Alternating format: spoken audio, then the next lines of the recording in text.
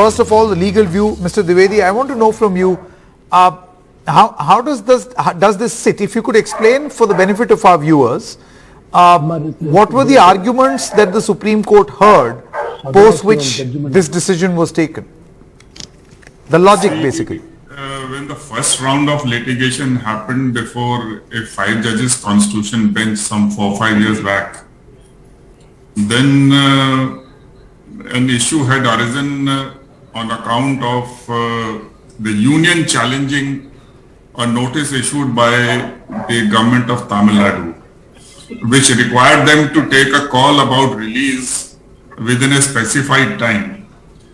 So the Supreme Court in that case had held that though all other offences which were involved, the sentences have been served out, only section 302 IPC remained, with respect to which life imprisonment had been granted to these convicts. So the state of Tamil Nadu had full jurisdiction to grant release to them.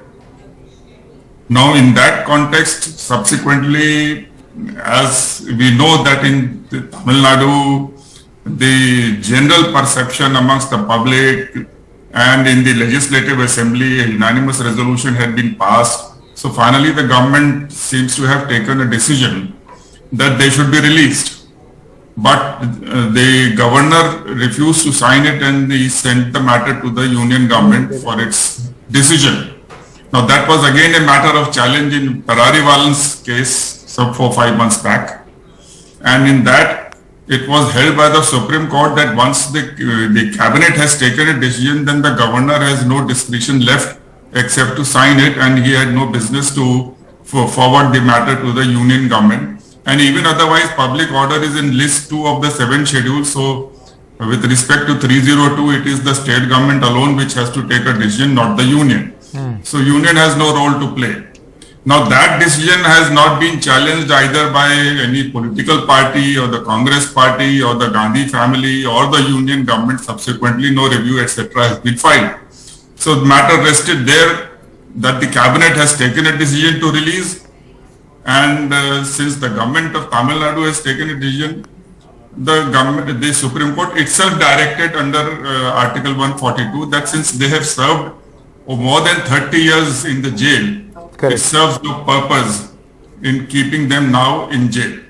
Now following that precedent, today the remaining 6 accused, the convicts, they also filed and they were also granted similar relief. And I do not understand why there should be so much hue and cry about it, because although he was a tall leader and this kind of assassinations are to be deprecated and nobody can take a light stand, and 30 years is not a small time, it's a small period. Now if you recollect that long time back when Mahatma Gandhi was assassinated, then Gopal Godse, who had got a life imprisonment, then all the family members of the Mahatma Gandhi, they had written to Jawaharlal Nehru to release them. Ultimately matter went to Supreme Court. In 1961, the Supreme Court said that only the government can release, not the court. Correct. And finally, within 3 years, the government released. Okay, so I get the point that you're trying to make, but Mr. N. Ram, you see, is not a taller leader than Mahatma Gandhi. If he could be released in 16 years, I'm sure 30 years is double the time. What's the sense in keeping them, and especially when Priyanka Gandhi has visited Nalini and the jail and